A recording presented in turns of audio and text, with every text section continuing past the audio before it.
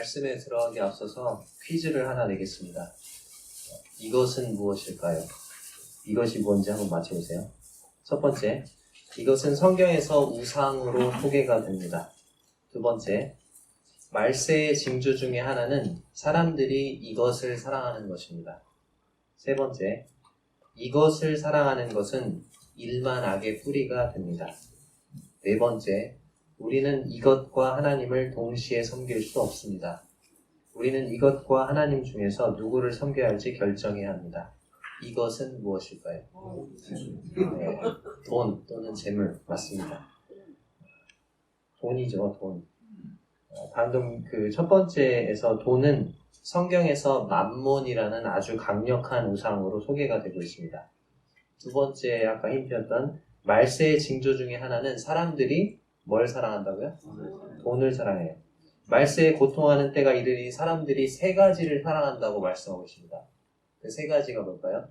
첫 번째는 자기를 사랑하는 것, 두 번째는 돈을 사랑하는 것, 세 번째는 쾌락을 사랑한다고 되어 있습니다. 자, 그리고 돈을 사랑하는 것은 일만 악의 뿌리가 된다. 수많은 악의 뿌리가 된다고 말하고 있습니다. 돈 자체가 악의 뿌리가 되는 건 아니지만 돈을 사랑하는 것이 수많은 악의 뿌리가 된다. 그리고 성경은 우리가 두 주인을 섬길 수 없다. 하나님과 재물을 겸하여 섬길 수 없다. 이렇게 말하죠. 그래서 오늘은 돈에 대해서 얘기를 하려고 합니다. 어떤 분들은 교회에서 무슨 돈 얘기를 하냐 그렇게 말할 수도 있습니다. 근데 그렇게 말하는 분들은 성경에 대해서 잘 모르시는 분들입니다. 성경은 많은 곳에서 돈과 재물에 대해서 이야기하고 있어요. 성경에 돈과 관계된 구절이 몇 구절이나 될 것 같아요? 몇백 구절 될 것 같아요? 2359절이나 된다고 합니다. 그리고 예수님이 말씀하신 내용, 복음서에서 예수님이 막 뭔가를 말씀하시나요? 예수님이 말씀하신 내용의 몇 퍼센트? 15%가 돈과 관련된 내용입니다. 쉽게 말하면 예수님이 7마디 말씀을 하실 때마다 한마디가 뭐에 관한 거예요? 네, 돈에 관한 내용을 말씀하셨다는 것입니다. 성경을 찾아보면 기도에 대해서 말하고 있는 부분보다도 돈에 대해서 말하고 있는 부분이 더 많습니다. 성경은 이렇게 놀라울 정도로 많은 분량을 돈과 재물의 사용에 할애하고 있습니다. 성경이 그렇게 많이 얘기하고 있는 부분을 무시하거나 그냥 지나쳐서는 안 되겠죠. 성경이 돈과 재물을 그만큼 비중 있게 다루었다는 것은 돈과 재물이 우리 삶에서 그만큼 중요한 위치를 차지하고 있다는 말이 될 것입니다.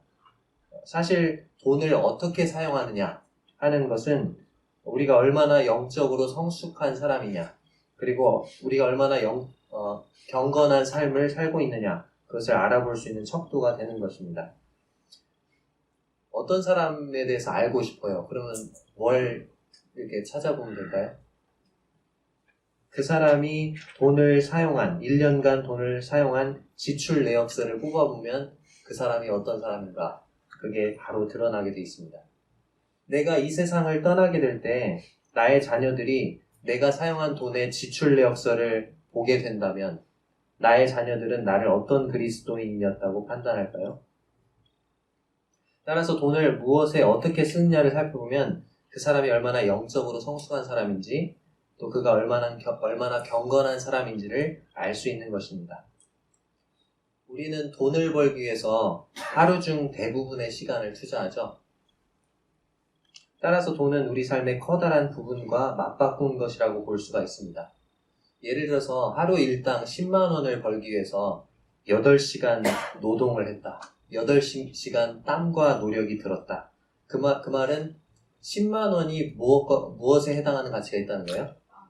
나의 삶의 8시간만큼의 땀과 노력에 해당하는 가치를 갖게 된다는 거예요.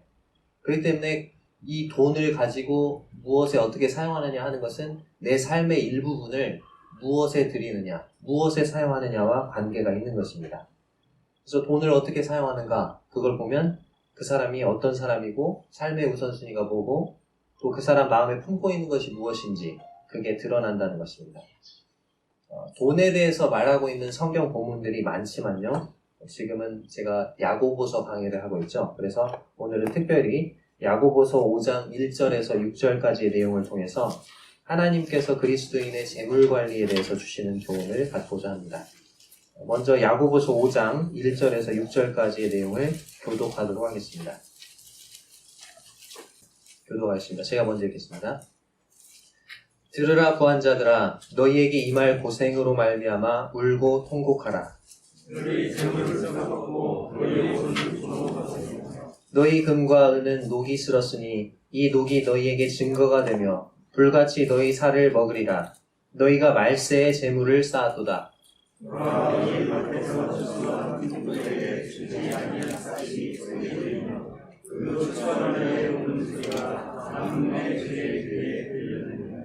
너희가 땅에서 사치하고 방종하여 살육의 날에 너희 마음을 살찌게 하였도다.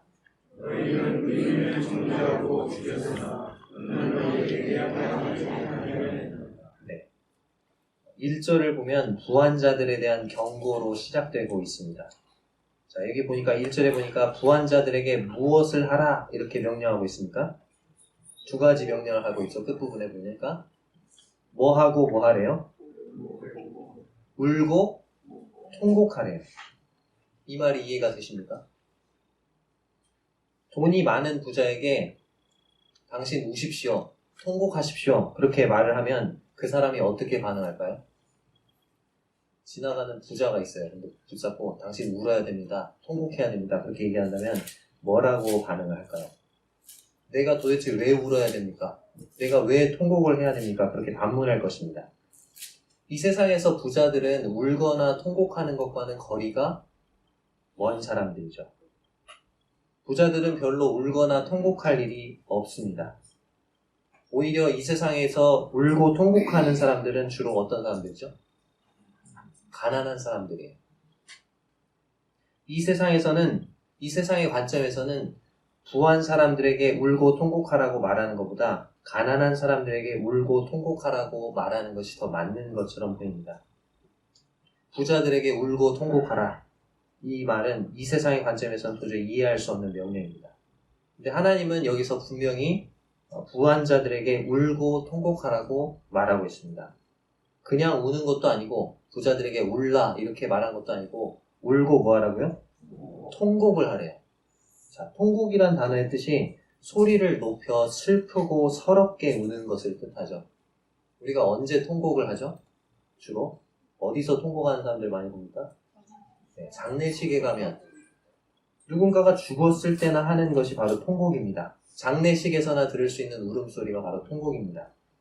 근데 그 통곡을 부자가 해야 된다고 하나님 말씀하고 있어요. 부자들이여 너희들이 지금 울고 통곡해야 한다. 그렇게 하나님이 보실 때에는 우리가 보기에는 부자가 울고 통곡하는 게 이상하게 보이지만 하나님의 시각에서는 부자가 울고 통곡해야 하는 것이 마땅하다. 그렇게 말씀하고 계십니다. 자, 그러면 왜 부자들이 울고 통곡해야 한다고 하나님 말씀하고 계실까요? 1절에 보니까 부한 자들아, 자, 무엇으로 말미암아 울고 통곡하래요? 너희에게 임할 고생으로 말미암아. 부한 자들에게 고생이 임한다는 것입니다. 이 고생이라는 단어를 공동번역과 표준세번역 그리고 영어 성경에서 살펴보면 비참한 일이라고 나와 있습니다. 뭐라고요? 비참한 일. 너희에게 임할 비참한 일로 말미암아. 하나님은 부한 자들이 장차 비참한 일을 당하게 될 것이라고 말씀하고 있는 것입니다. 장차 당할 그 비참한 일 때문에 부자들이 울고 통곡해야 한다고 말하고 있는 거예요.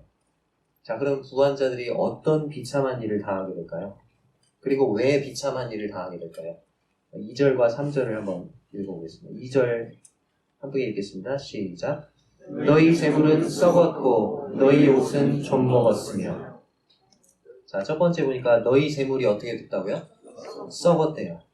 자, 이 야고보서가 기록되었던 당시에 사람들이 재물하면 떠올렸을 것이 무엇이었을까요? 옛날에 저 사람은 재물이 정말 많아 그렇게 했을 때 사람들이 머릿속에 자연스럽게 떠올렸을 재물. 근데 여기 힌트가 나와 있죠? 재물이 어떻게 됐다고요?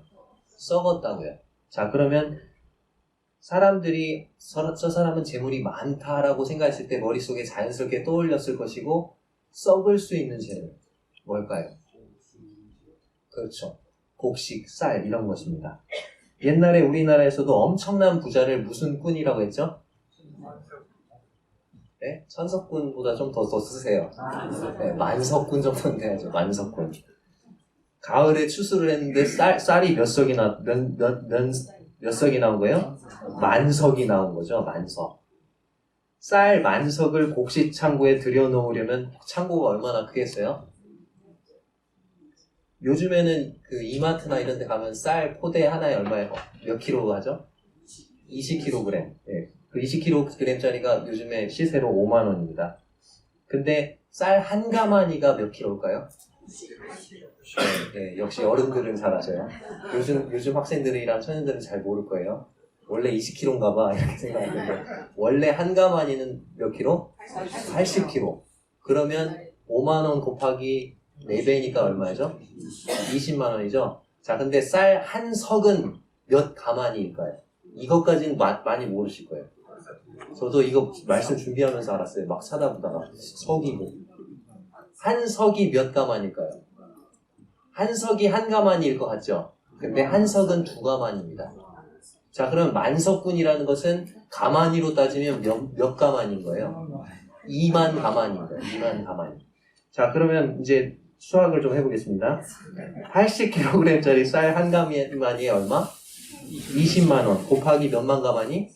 2만 가마니 하면 얼마가 될까요? 자, 우리 중에 빌립이 있으니까 자, 40억이 됩니다. 40억. 요즘 시세로. 근데 옛날에는 쌀이 어땠어요? 지금은 흔하죠? 옛날에는 귀했어요. 그러면 더 가치가 높았겠죠. 만석군. 자, 아무튼 옛날의 부자들은 곡식이 얼마나 많이 있느냐, 그것이 얼마나 많은 재물을 소유했는가의 척도가 되었습니다. 근데 여기 보니까 너희 재물이 어떻게 됐다고요? 썩었다는 거예요. 곡식 창고에 곡식을 이렇게 막 2만 가마니씩 이렇게 엄청나게 쟁여놨는데 곡식이 어떻게 된 거예요? 썩어버린 것입니다. 자, 근데 왜 부자들은 왜 곡식 창고를 크게 짓고 거기다가 곡식을 쌓아두죠? 나중에 쓰려고 그러죠. 근데 나중에 누가 쓰려고요? 자기가 쓰려고. 그죠? 모두 누구를 위해서? 자기를 위해서. 자기와 자기 가족들을 위해서 쌓아두는 것입니다. 근데 자기를 위해서 그렇게 곡식을 엄청나게 쌓아놨는데 그 곡식이 어떻게 돼버렸다고요? 다 썩어버렸다고요. 이제는 그 곡식을 아무도 먹지 못하고 다 어떻게 해야 되는지 다 버려야 되는 그런 상태가 되는 것입니다. 참 아깝죠. 자, 그리고 두 번째 보겠습니다. 자, 뭐가 어떻게 됐대 이제? 너희 옷이 어떻게 됐다고요? 좀 먹었대요. 자, 옷이 언제 좀이 먹는지 아십니까? 자, 옷이 달랑 한 벌, 또는 옷이 몇 벌 없는 사람은 옷이 좀이 먹을 일이 있을까요, 없을까요? 계속 빨아서 입고 막 계속 하니까 계속 입기 바쁘니까 좀이 먹을 틈이 없어. 그럼 어떤 사람의 옷이 좀이 먹을까요? 그렇죠. 옷장을 탁 열었더니 옷장에 옷이 엄청나게 많이 쌓여있는 사람. 오랫동안 꺼내 입지 않는 사람의 옷이 좀이 먹습니다. 여기 보니까 너희 옷이 좀 먹었으며, 너희는 바로 부자를 말하는 거죠. 부자의 옷에 대해서 말하고 있는 것입니다. 부자니까 얼마나 옷이 많겠어요. 옷을 옷장에 쟁여두고 있는 것입니다. 몇 번 입고 안 입는 옷들이 옷장에 가득한 거죠. 근데 사실 부자가 그 옷이 그렇게 많이 필요한가요? 성도님들 집에 가서 옷장 열어보시면 옷이 몇 벌 있으신가요? 100벌 넘게 있다. 엄청난 부자죠. 한 20, 30벌 이상 있다. 그것도 부자죠. 근데 이 부자를 보세요. 옷이 그렇게 많이 필요하지도 않은데 불필요한 옷들이 옷장에 많이 쌓여 있는 거예요. 그러니까 이제 뭐가 먹어요? 좀이 먹어요. 좀이 먹으면 옷에 뭐가 납니까? 구멍이 나죠. 그래서 이제 좀이 먹어서 구멍이 난 그 옷들 자기가 못 입죠. 다른 사람들도 못 입어서 이제 버리는 옷이 되어버린 것입니다. 자, 두 가지를 말했어요. 재물이 썩어버렸고 옷이 좀 먹었어요. 이제 3절에서는 또 다른 것을 얘기하고 있습니다. 3절 보니까 너희 금과 은은 뭐가 쓸었다고요? 녹이 쓸었으니.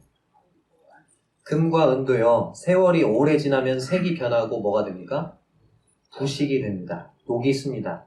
어디 뭐 경주나 이런 데 막 뭐 무령, 어디 뭐 무슨 경주나 뭐 이런 데 가면 왕릉, 박물관 이런 데 가보면은 그 옛날 왕들이 사용했던 금관, 또 금칼, 뭐 장식들, 이런 것들 보신 적 있으시죠? 박물관에서. 그럼 그 금이 막 빛까번쩍 하던가요? 아니면 막 색이 변해하고 바래고 부식이 돼 있던가요? 물론 막 번쩍번쩍 아직도 그런 것들이 있지만 색이 바래고 부식이 되어 있는 그런 모습들을 봅니다. 성경에서도 그렇게 말씀하고 있죠. 너희 조상이 물려준 헛된 행실에서 대속함을 받은 것은 은이나 금같이 어떻게 될 것? 썩어질 것. 요즘 성경에는 없어질 것이라고 되어 있는데, 그러니까 금과 은도 세월이 지나면 부식이 되고 썩는다는 것입니다. 자, 부자들이 아까 2절에서는 곡식을 쌓아놓고 있다가 썩혔고 옷을 쌓아두고 있다가 좀이 먹게 했는데 여기서는 뭘 쌓아두고 있다가요? 네, 금과 은도 또 쌓아두고 있다가 녹이 쓸었습니다. 여기까지 보니까 부자들이 무슨 잘못을 한 것 같습니까? 다 쓰지도 못하고 버릴 거면서 자기를 위해서 재물을 어떻게 했어요? 쌓아둔 것입니다. 곡식 창고에 있던 그 양식들을 썩히지 말고 굶주리고 가난한 자들에게 나누어 주었다면 더 좋았을 것입니다. 옷장에 가득가득한 그 옷들, 좀이 먹기 전에 헐벗은 사람들, 옷이 없는 사람들에게 나누어 주었다면 참 좋았을 것입니다.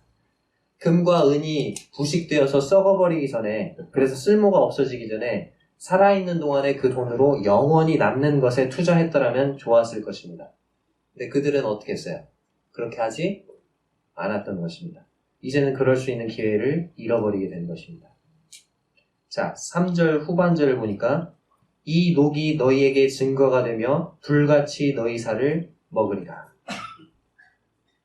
부자들이 가지고 있던 그 금과 은, 이제는 부식되고 썩어버려서 쓸모없게 되어버린 그 금과 은에 쓸어있는 그 녹이 무슨 증거가 될까요? 이 녹은 그들 주변의 가난한 이웃들에게 마땅히 베풀 수 있었던 선행을 베풀지 않았다는 증거입니다.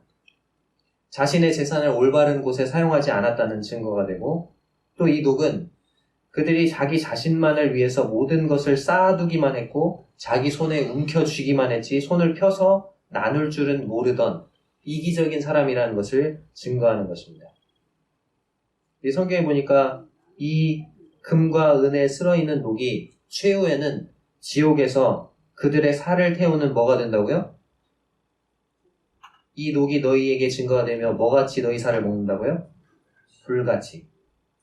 그 녹이 최후에는 지옥에서 그들의 살을 태우는 불로 바뀔 것이다. 그렇게 성경은 경고하고 있는 것입니다. 이들이 행했던 첫 번째 잘못은 자기를 위해서 재물을 쌓아두었다는 것입니다. 성경에서는 부유한 것 자체가 죄다 그렇게 말하지 않아요. 부유한 것이 죄는 아닙니다. 하나님은 때로 신자들이 부자가 되도록 많은 재물을 주시기도 합니다. 그러나 문제가 되는 것은 뭐예요? 하나님이 주신 재물을 어떻게 사용하느냐죠. 하나님이 우리에게 어떤 재물을 주셨다. 그때는 목적이 있으니까 어떤 그 목적대로 사용하라고 주신 거거든요. 하나님의 나라의 확장을 위해서 사용하라고 주신 거예요. 하나님이 주신 재물이기 때문에 이 재물은 내 것이 아니거든요.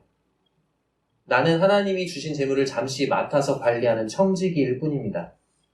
근데 하나님이 주신 그 재물을 내 것인 것 마냥 나를 위해서만 사용하는 것, 그게 죄가 되고, 또 올바르게 쓰라고 주셨는데, 자, 써야죠. 쓰라고 주신 거니까 써야죠. 올바른 것에. 근데 안 쓰고 그것을 어떻게 해요? 여기처럼 쌓아두기만 하는 것, 그것이 하나님 앞에 죄가 된다는 것입니다. 누가복음 12장에도 여기 나오는 이 부한자들과 비슷한 어리석은 부자가 나오죠. 자, 그 부자도 농사가 잘 됐습니다. 밭에 소출이 풍성했습니다. 그래서 생각을 하죠. 내가 곡식 쌓아둘 곳이 없으니 어떻게 할까? 내가 이렇게 해야 되겠다. 자, 뭘 헐고?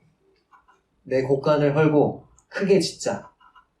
그리고 내 모든 곡식과 물건을 거기 쌓아둬야 되겠다. 그리고 내가 내 영혼에게 이렇게 말해야겠다.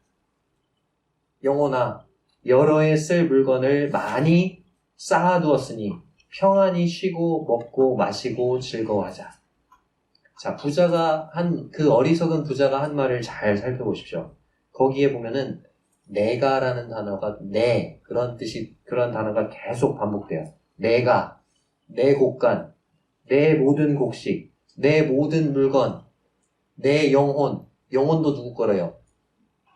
자기 거라고 착각하고 있는 거예요. 다 나이고 다 내 것입니다. 자기 중심적이고 이기적이죠.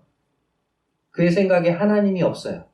다른 사람을 생각하는 마음이 없습니다. 또 그가 한 말에 계속해서 반복되는 표현이 있습니다. 뭐죠? 쌓아둔다는 표현입니다. 3번이나 반복되고 있어요. 곡식 쌓아둘 곳이 없으니 내 모든 곡식과 물건을 거기 쌓아두리라. 여러 해 쓸 물건을 많이 쌓아두었으니.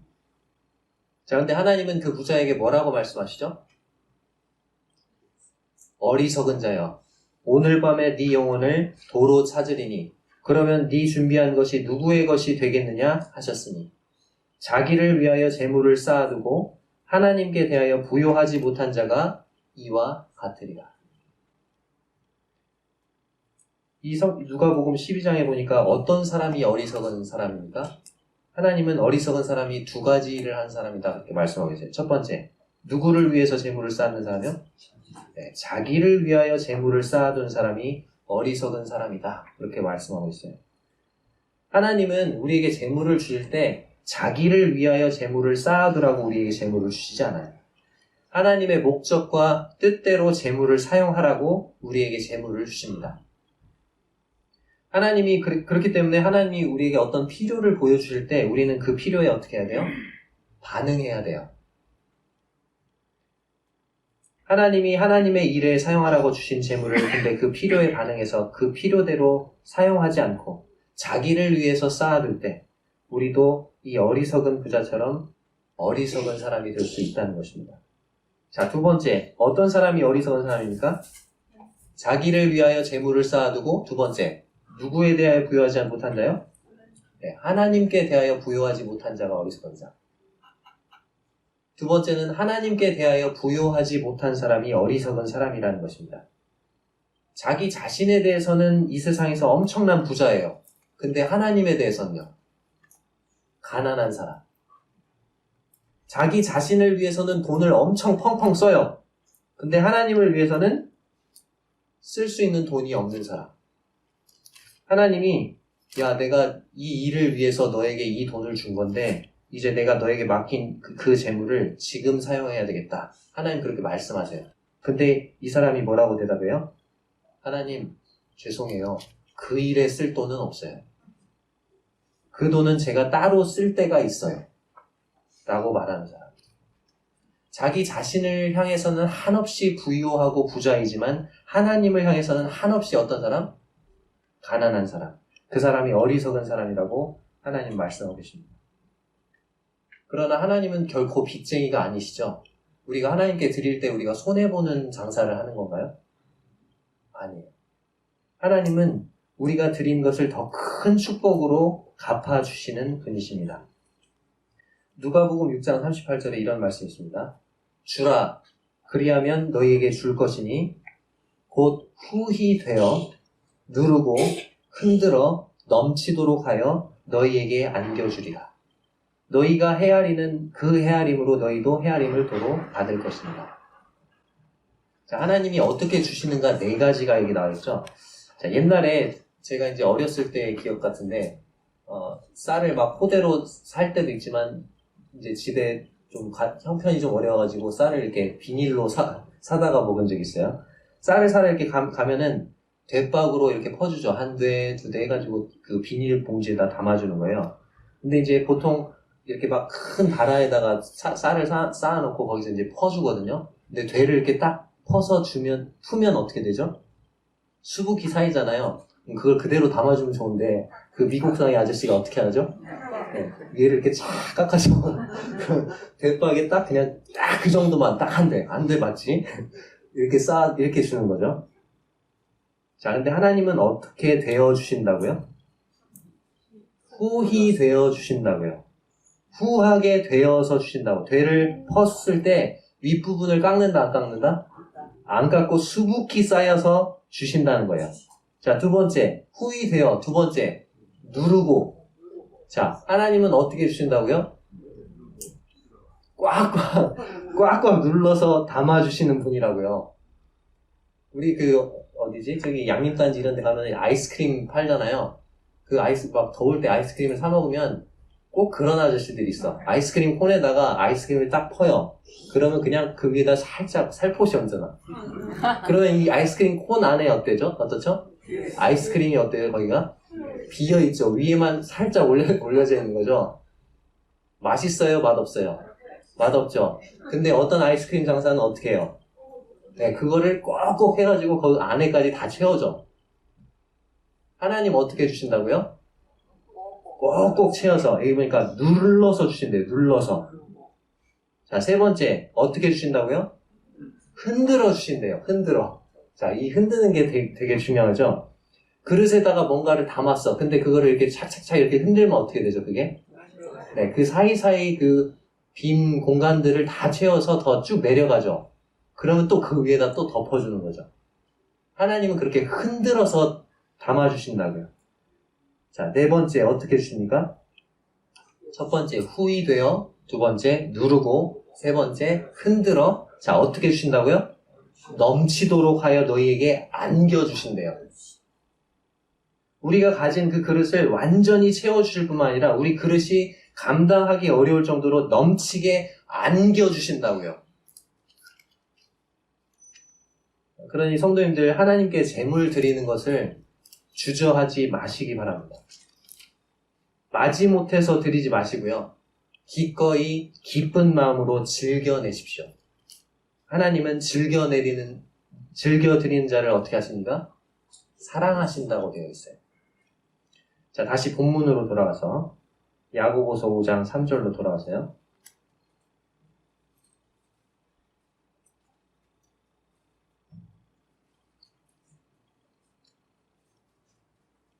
자, 이 부자들이 재물을 자기를 위하여 쌓아둔 것 잘못했죠. 근데 이 부자들이 재물을 쌓아두는데 언제 쌓아두었느냐도 하나님은 주의 깊게 보시고 여기 기록해 두셨어요. 3절 끝부분에 보니까 부자가 언제 재물을 쌓아두었습니까? 너희가 말세에 재물을 쌓아두다. 말세가 무슨 뜻입니까? 세상 끝이라는 뜻이죠. 세상 끝. 세상 끝에 너희가 재물을 쌓고 있다. 주님의 재림이 임박한 시점에 너희가 지금 재물을 쌓고 있다. 이 세상이 끝나면 재물이 소용이 있습니까? 없어요. 여기 아까 그 어리석은 부자, 누가복음에 나왔던 그 어리석은 부자처럼 자기 영혼이 구원받지 못하고 죽어버리면 쌓아둔 재물이 소용이 있어요, 없어요? 없어요. 아까 사회자 형제님이 말씀하셨지만 주님이 곧 오신다. 그런 말씀을 우리는 자주 듣고 있습니다. 그리고 주님이 계속 재림의 징조들을 보여주고 계시죠. 처처에 기근과 지진이 있을 것이다. 세계 인구의 6분의 1이 기아에 허덕이고 있습니다. 굶어 죽고 있어요. 지진이 있을 거라고 했는데 대규모 지진의 발생 빈도가 점점 잦아들고 있죠.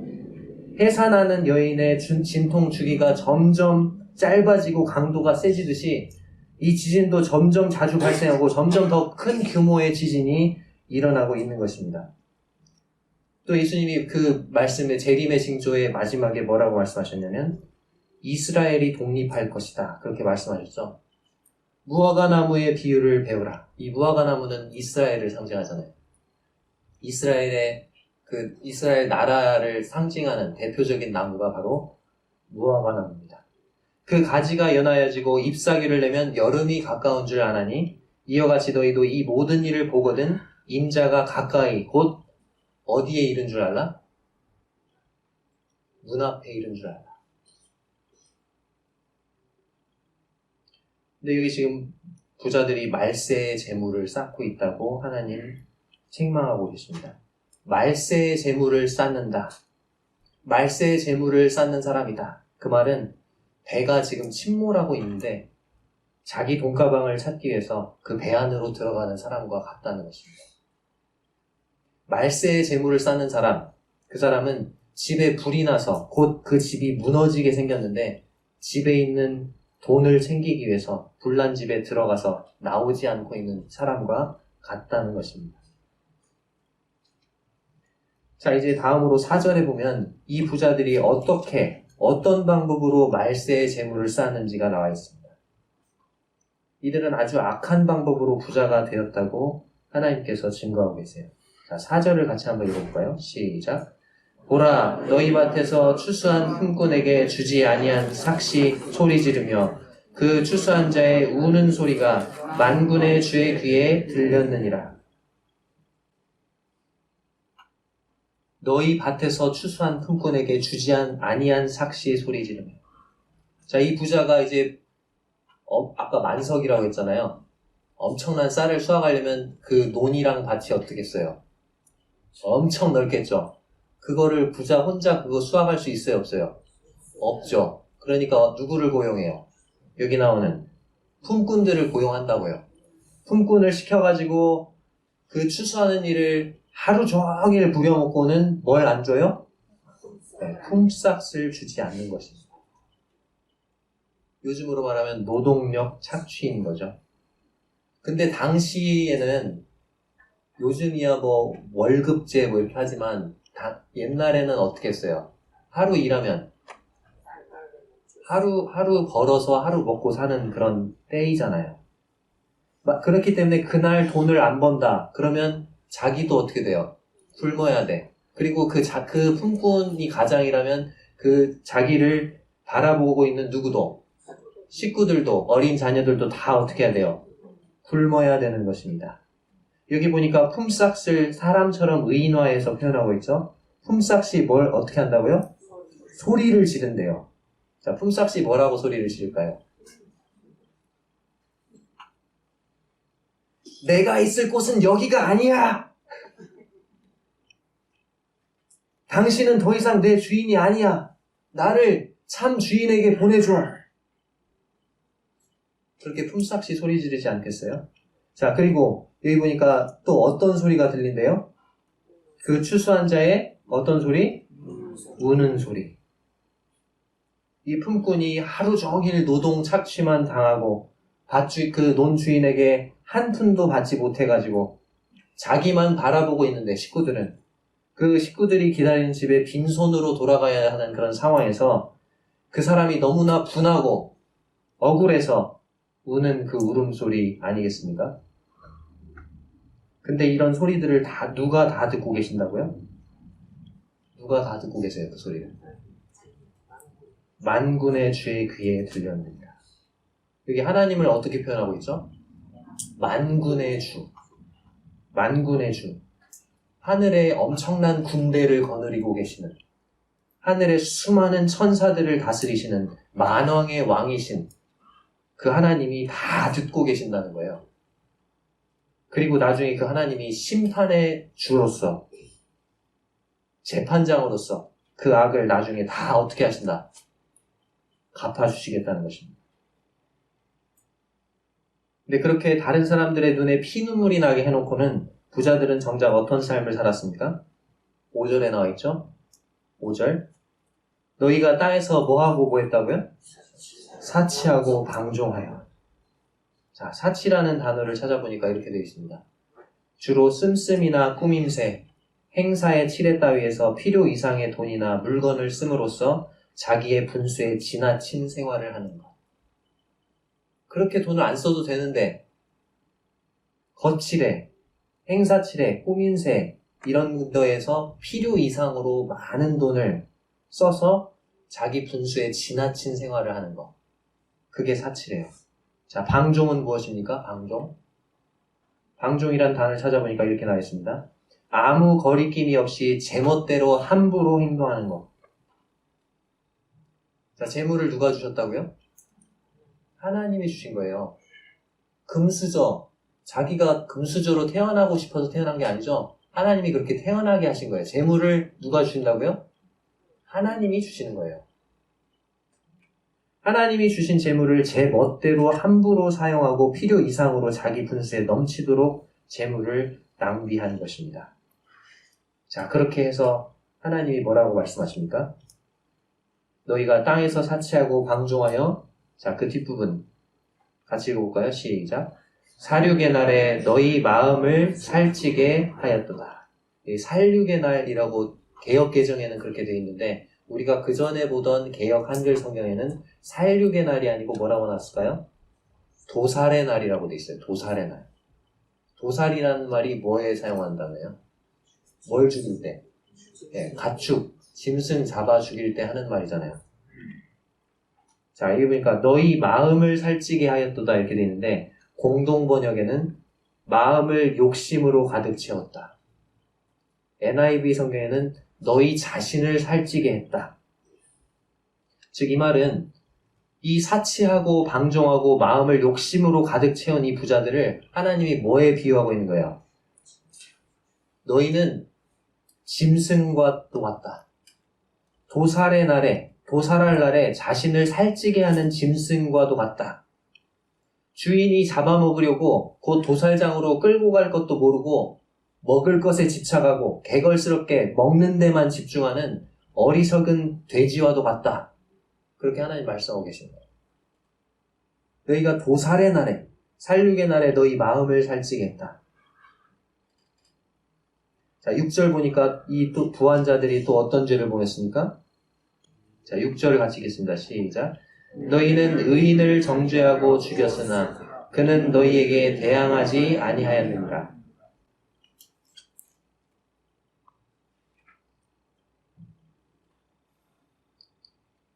이 구절을 어떻게 보면은 이 의인이 꼭 누구 같아요? 예수님 같이 보이죠. 근데 여기 나오는 의인은 예수님이 아닙니다.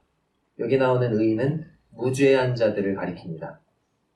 우리말 성경에는 지금 의인, 또 그는 이렇게 한 사람처럼 단수로 나와 있죠.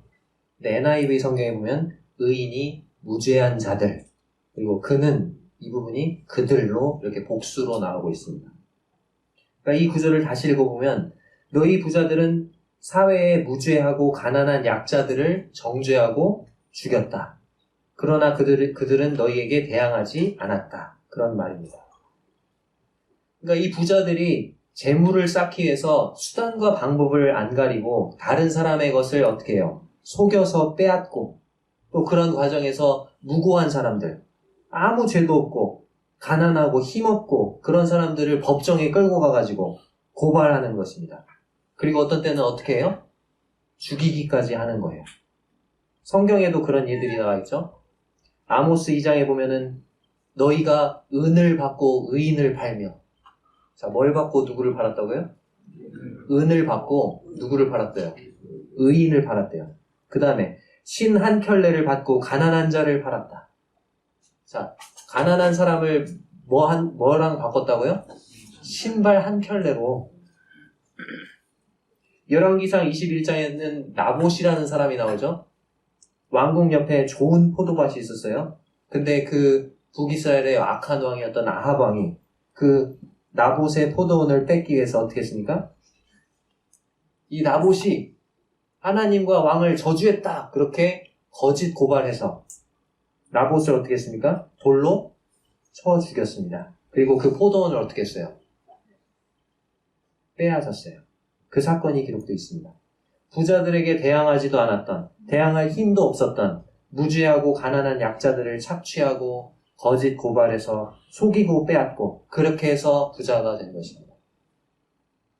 그러니 얼마나 하나님이 그들을 심판하시겠습니까?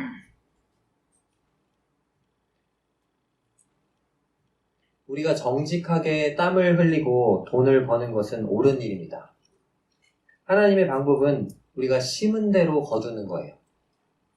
땀 흘려 일한 대가로 그 수고에 상응하는 것을 받는 것, 그것이 하나님이 정하신 법칙입니다.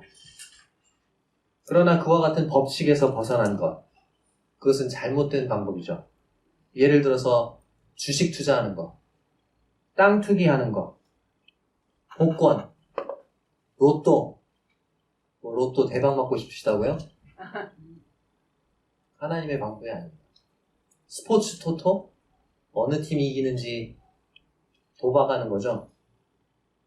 그런 방법은 정직하게 땀을 흘려서 돈을 버는 게 아니에요.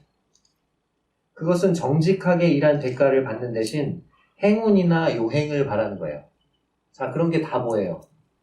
여기 땅 값이 오를 것 같네? 그냥 사두는 거죠. 올랐네? 그럼 나는 땀 흘려 일하지도 않고 그냥 오르는 것으로 돈을 취하는 거잖아요. 로또, 복권 다 그렇죠. 행운. 자, 여기 잠깐 손을 놓고 이사야서 65장 11절과 12절 한번 찾아보겠습니다. 11절, 12절. 자, 같이 읽어보겠습니다. 시작. 오직 나 여호와를 버리며 나의 성산을 잊고 가색의 상을 베풀며 문희에게 섞은 술을 가득히 붓는 너희여, 내가 너희를 칼에 붙일 것인즉 다 부풀이고 죽임을 당하리니 이는 내가 불러도 너희가 대답하지 아니하며 내가 말하여도 듣지 아니하고 나의 눈에 악을 행하였으며 내가 즐겨하지 아니하는 일을 택하였음이니라. 자, 하나님께서 하나님을 버리고 우상을 숭배하는 이스라엘 백성에게 무서운 경고의 말씀을 하고 계시는데, 여기 보니까 두 가지 우상이 나옵니다. 자, 보니까 11절에 보니까 누구에게 상을 베푼다고요? 갓이라는 우상에게 상을 베푼대요.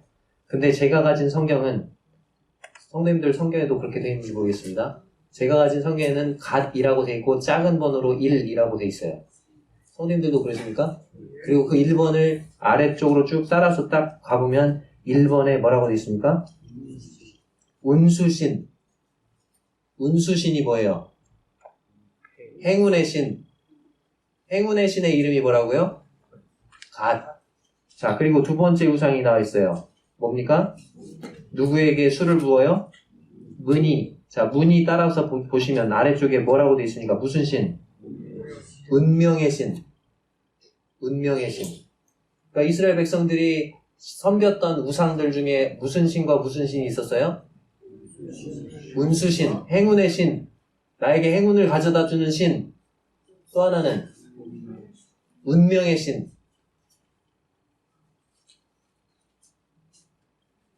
자, 아까 그렇게 뭐 투기하고 하고 로또 사고 복권 사고 이런 것들 어떤 신에게 상을 베푸는 행위와도 같습니까? 행운의 신. 이 행운의 신 가색에 상을 베푸는, 상을 차려주는 그런 행위와도 같은 거예요. 행운을 통해서 돈을 버는 것, 그것은 일종의 도박입니다. 잘 되면 좋죠. 근데 안 되면 망하는 거예요. 땅 투자한다고 어디다 샀어. 근데 땅값이 오르면 좋죠. 근데 그게 땅값이 완전히 헐값이 돼버렸어. 그럼 그게 손해가 다 누구에게 와요? 나에게 오는 것입니다.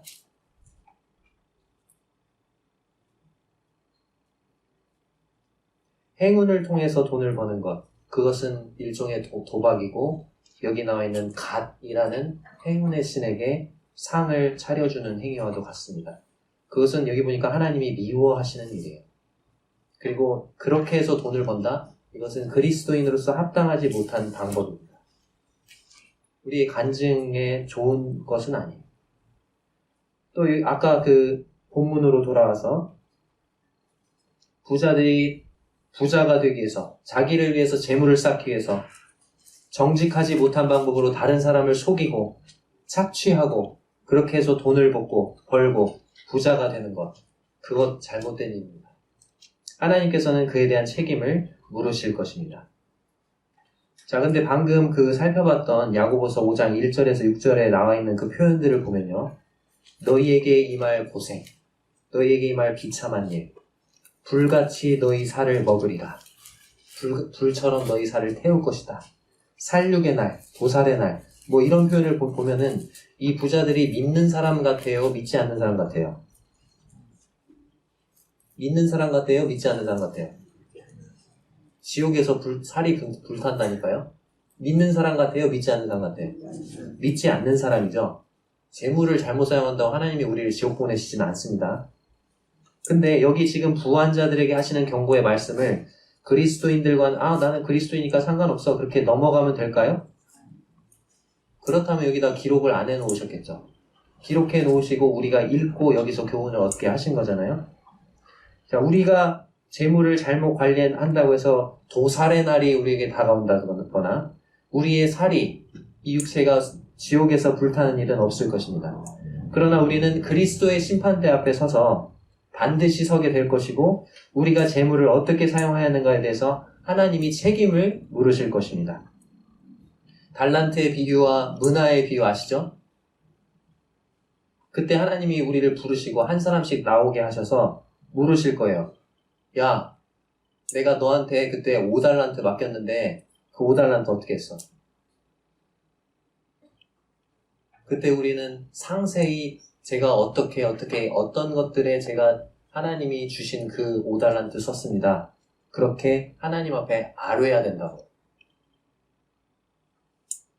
따라서 우리는 이 본문을 통해서 그리스도인으로서 하나님이 주신 재물을 어떻게 관리할 것인가에 대해서 교훈을 받아야 합니다. 자, 이제 말씀을 한번 정리를 해보겠습니다. 하나님이 주신 재물을 우리는 어떻게 관리해야 될까요? 첫 번째, 하나님이 나에게 주신 재물은 하나님의 것임을 기억하십시오. 자, 뭘 기억하라고요? 하나님이 나에게 주신 재물이 누구 거라고요? 하나님의 것임을 기억하십시오. 그 재물은 나의 것이 아닙니다. 나는 잠시 관리하라고 맡기신 거예요. 내가 살고 있는 집은 누구의 집이에요? 내 집이에요? 하나님의 집이에요? 하나님의 집이에요. 우리 집에 마당에 있는 나무는 누구의 나무예요? 하나님의 나무예요.